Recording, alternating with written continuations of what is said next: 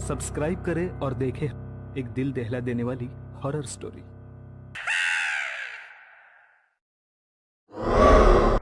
कब्रिस्तान में लाश का अंतिम संस्कार चल रहा था। फादर के कहने पर सभी ने मृत आत्मा की शांति के लिए प्रार्थना की और सभी लोग कब्रिस्तान से बाहर आने लगे। अचानक बाहर आते वक्त पीटर की निगाह कब्रिस्तान में पड़े हुए ओइजा बोर्ड पर पड़ी। लोगों की निगाह से बचकर पीटर ने वो बोर्ड उठाकर अपने कोट की पॉकेट में रख लिया। जैसे ही पीटर ने ओइजा बोर्ड उठाया, कब्र में हलचल होने लगी। उसके करीब से एक साया गुजरा। उसने पीछे मुड़कर देखा तो कोई नहीं था। अंतिम संस्कार शहर के जाने माने रईस मिस्टर डेविड के बेटे रॉनी का था, जिसकी एक एक्सीडेंट में मौत हो गई थी। रॉनी पीटर के साथ ही कॉलेज में पढ़ता था। घर आकर रात में जब पीटर ने ओइजा बोर्ड देखा तो अपने छोटे भाई को ओइजा बोर्ड खेलने के लिए मनाने लगा। भाई, ये क्या है और इसे कैसे खेलते हैं? अरे ये बहुत इंटरेस्टिंग गेम है।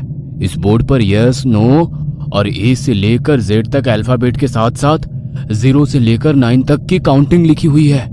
इस पर हम हाथ रखकर किसी हॉली स्पिरिट को बुलाते हैं और फिर वो कॉइन की मदद से हमें हमारे सवालों का जवाब देता है। आज घर पर कोई नहीं है, मम्मी पापा भी बाहर गए हैं। हम दोनों अकेले ये गेम खेलते हैं। पहले तो उसका भाई खेलने के लिए तैयार नहीं हुआ, मगर फिर पीटर के इमोशनल ब्लैकमेल करने पर वो उसके साथ मिलकर ओइजा बोर्ड पर गेम खेलने लगा। रात के अंधेरे में दोनों ने अपने कमरे में सारी लाइट्स बंद की और ओइजा बोर्ड के आसपास ढेर सारी मोमबत्तियां जलाई। भाई, अभी भी सोच ले, वक्त है। कहीं ऐसा ना हो हमें पछताना पड़े। वैसे तुझे ये बोर्ड कहाँ मिला? अरे तू आम खाना, गुठलियां क्यों गिनता है? स्पिरिट से तेरे भी कुछ सवाल हो तो पूछ लेना, तेरे भी सारे सवालों के जवाब मिल जाएंगे। कुछ और मोमबत्ती जलाकर दोनों भाई एक सिक्का लेकर बोर्ड के आसपास बैठ गए। छोटा भाई अभी भी डर रहा था। पीटर उसे डांटते हुए बोला, सोच ले, यदि नहीं करना हो तो यहाँ से चला जा। मेरा मूड मत खराब करो। कितनी बार कहा है, कोई भी अच्छी चीज एंजॉय नहीं करते हो। पीटर के डांटने पर उसके भाई ने सिक्के पर हाथ रख दिया और वो लोग सिक्के को बोर्ड पर घुमाकर बोलने लगे, any holy spirit passing by please come, any holy spirit passing by please come. काफी देर तक दोनों किसी आत्मा के आने का इंतजार कर रहे थे, मगर ओइजा बोर्ड पर कोई हलचल नहीं हुई। मैंने कहा था ना, ये सब कुछ बकवास है, कुछ नहीं होता। हॉली स्पिरिट माय फुट। भैया प्लीज, इस तरह किसी स्पिरिट का मजाक मत उड़ाइए। स्पिरिट्स होती हैं। अरे स्पिरिट होती है तो आई क्यों नहीं? पीटर के कहने के बाद ही अचानक सिक्का अपनी जगह से हिलने लगा। दोनों एक दूसरे की ओर देखने लगे। ये तू कर रहा है ना छोटे? देख, वैसे ही मेरा दिमाग खराब है, मुझसे मजाक मत कर। अरे नहीं भैया, मैं नहीं कर रहा। ये सुनकर पीटर की आंखों में चमक आ गई। तू नहीं कर रहा मतलब सच में स्पिरिट यहाँ पर है? स्पिरिट यदि यहाँ पर हो तो अपने होने का सबूत दो। पीटर के कहते ही कॉइन की टक्कर यस पर पहुंच गया। पीटर खुशी से उछल गया। छोटे देख, मैंने कहा था ना, अब मजा आएगा, हमारे सारे सवालों का जवाब मिल जाएगा। स्पिरिट, तुम्हारा नाम क्या है? स्पिरिट ने बोर्ड पर घूमकर कॉइन की मदद से जवाब दिया, रॉनी। RONY, Ronnie? हैं? यहाँ क्यों आए हो? तुम्हारे आने का मकसद? स्पिरिट ने फिर बोर्ड पर कॉइन की मदद से जवाब दिया, रिवेंज। रिवेंज? मगर किससे रिवेंज? आत्मा का ये जवाब सुनकर छोटा भाई घबरा गया और पीटर से बोलने लगा, भैया बस हो गया, अब ये सब बंद करो। अरे जरा उसका जवाब तो सुनने दे। तू हर वक्त डरता रहता है। मुझे जानना है क्या ये सच में रॉनी है या कोई और? प्लीज बताइए, किससे रिवेंज लेना है? स्पिरिट ने फिर बोर्ड पर कॉइन की मदद से जवाब दिया कि पीटर। पीटर? यानी कि मुझसे? मगर मैंने तुम्हारा क्या बिगाड़ा है? पीटर बोल रहा था कि अचानक एक आत्मा उन दोनों के सामने आ गई, जिसके सर पर चोट लगने के कारण खून बह रहा था। आंखों की जगह गड्ढे थे और शरीर पर मिट्टी लगी हुई थी।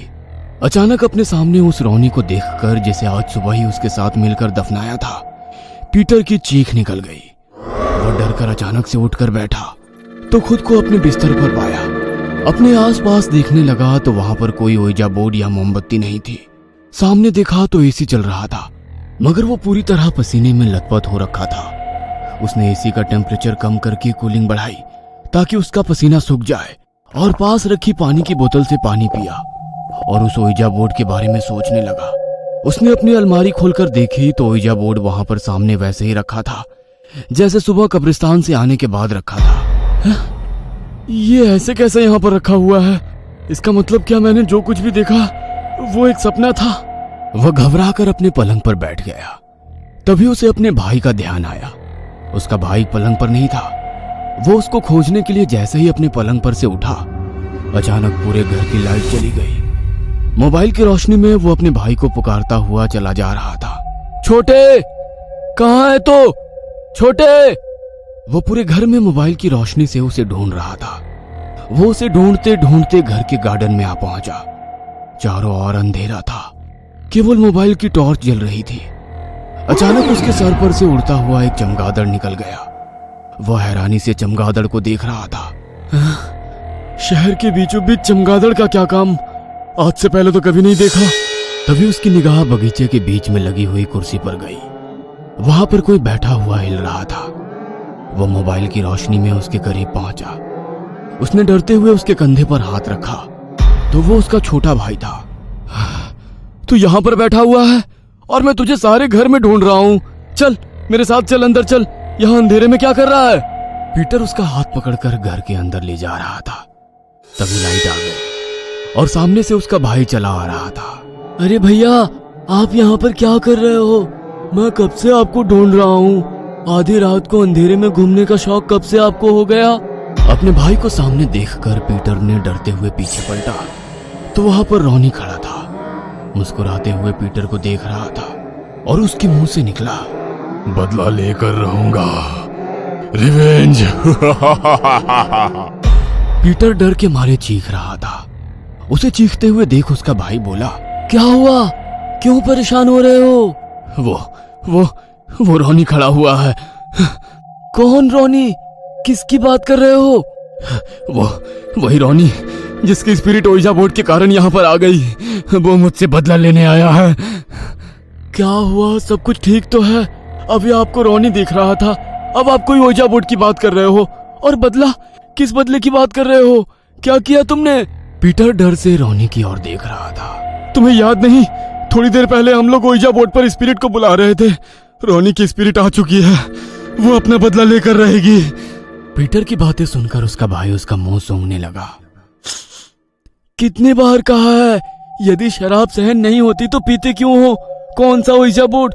कौन रॉनी? होश में तो हो। चलो चलकर सो जाओ, सुबह बात करेंगे। मैं सच कह रहा हूं, वो बदला लेने आया है। लेकिन उसका भाई उसकी कोई बात नहीं सुनता और उसका हाथ पकड़कर उसे कमरे की ओर ले जाने लगता है।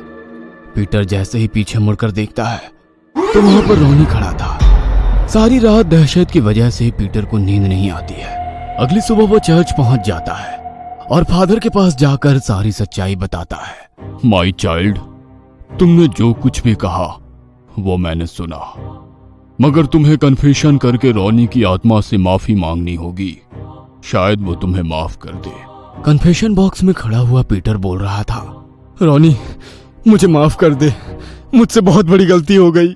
सोचते हुए पीटर कॉलेज के उस दिन में पहुंच गया जिस दिन रॉनी की एक्सीडेंट में मौत हुई थी। ए पीटर सुनो, मैंने तुमको देखा है, तुम कॉलेज के बाहर एग्जाम के पेपर लीक कर रहे थे ना।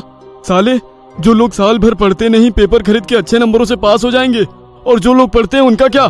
रॉनी, मुझे सिखाने की जरूरत मत कर, मुझे पता है क्या करना है और क्या नहीं। मेरे मामले से दूर ही रह, समझा? वरना कहाँ गायब हो जाएगा ना, किसी को पता नहीं चलेगा। पीटर, तू मुझे धमकी दे रहा है? देख मैं तेरा क्या हश्र करता हूँ। गुस्से में रॉनी अपनी बाइक लेकर कॉलेज से निकला ही था कि उसके पीछे पीछे पीटर बाइक लेकर निकला और किसी को फोन लगाकर बुलाया। अचानक राइट साइड चलते चलते रॉनी के सामने एक ट्रक आया और उसकी बाइक को टक्कर मारकर चला गया। टक्कर बहुत जोरदार थी। रॉनी का बैलेंस बिगड़ गया और वो जमीन पर गिर गया। ट्रक तो वहां से निकल गया। पीछे से आ रहा पीटर रॉनी के करीब आया और बोला, साले बहुत हवा में उड़ रहा था ना, देख तेरा क्या हश्र किया।